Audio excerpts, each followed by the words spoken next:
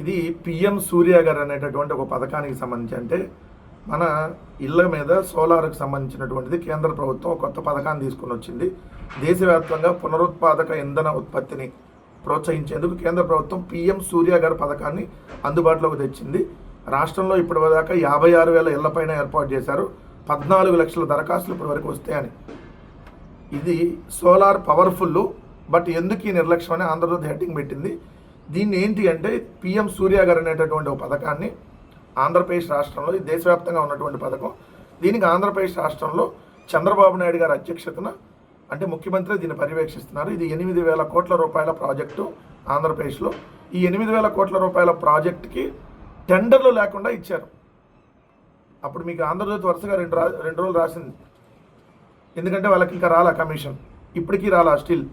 అందుకని ఈరోజు కూడా దాన్ని కంటిన్యూ చేస్తూ రాశారు. లేదంటే 14 లక్షల దరఖాస్తులు వస్తే 56,000 ఇళ్లకు ఏర్పాటు అనేది నిజమే ఇది, కానీ రాసేవాళ్ళు కాదు ఈ వార్తని. ఇప్పుడు ఇది మూడోసారి ఈ వార్త మీద పిఎం సూర్య గారి మీద రాయటం. మధ్యలో గ్యాప్ ఇచ్చారు, ఏమన్నా వాళ్ళు వచ్చి ఈయనకి ఆమ్యామ్యాలు ఇస్తారేమో అని. ఆంధ్రజ్యోతికి ఇవ్వలేదు కాబట్టి రాసేశారు. ఎందుకు ఈ నిర్లక్ష్యం? సోలార్ విద్యుత్ కోసం 14 లక్షల దరఖాస్తులు వస్తే 56,000 ఇళ్లకే ఎందుకు ఏర్పాటు చేశారు? వెండర్ల చేతిలో పిఎం సూర్య గారు విలవిల సోలార్ పవర్లో నెరవేరని ప్రభుత్వ లక్ష్యం. వెండర్లపై పర్యవేక్షణ శూన్యం. 14,24,773 దరఖాస్తులు వస్తే 56,451 దరఖాస్తులకు మాత్రమే మోక్షం కలిగింది. మరోవైపు కేరళలో మొత్తం 2,01,548 మంది పిఎం సూర్య గారి దరఖాస్తు చేస్తే 1,46,110 మంది ఇళ్లపై సౌర ఫలకాలను ఏర్పాటు చేశారు. దీంతో దక్షిణాది రాష్ట్రాల్లో పిఎం సూర్య గారి పథకాన్ని అందిపుచ్చుకున్న రాష్ట్రాల్లో కేరళ ప్రథమ స్థానంలో ఉంది. సో ఇది 8,000 కోట్ల కాంట్రాక్ట్ని టెండర్ లేకుండా ఇవ్వటం ఒక పెద్ద దోపిడీ. ఇప్పుడు వాళ్ళు సరిగ్గా పనిచేయట్లేదు అనేది ఇంకొకటి.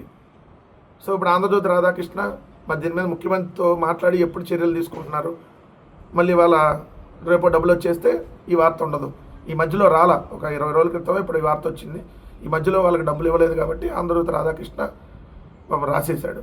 సరే మంచిదే, నువ్వు డబ్బులు తీసుకో రానప్పుడు రాసావు కదా, అన్నీ అలానే రాయాలి. అన్నీ నీకు డబ్బులు రాకపోయినా కూడా రాయాలి వార్తలు, అప్పుడు ప్రజలకు ఉపయోగకరంగా ఉంటుంది.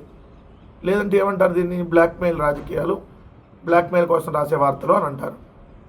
సో ఇప్పుడు అంతకుముందు రాసావు సానా సతీషు, చానా ముదురు, చానా సతీషు, లేదంటే మంత్రుల మీద డార్లింగ్ మంత్రి అని, మళ్ళీ లేని ఏమైనా ఆర్టికల్స్ ఇప్పుడు దాని కంటిన్యూషన్ ఎందుకు లేదు? ఇప్పుడు అందిని ముడుపులు, ఇది ముడుపులు అందుకొని రాసేటటువంటి పత్రికలు అనేది అర్థం దీనికి.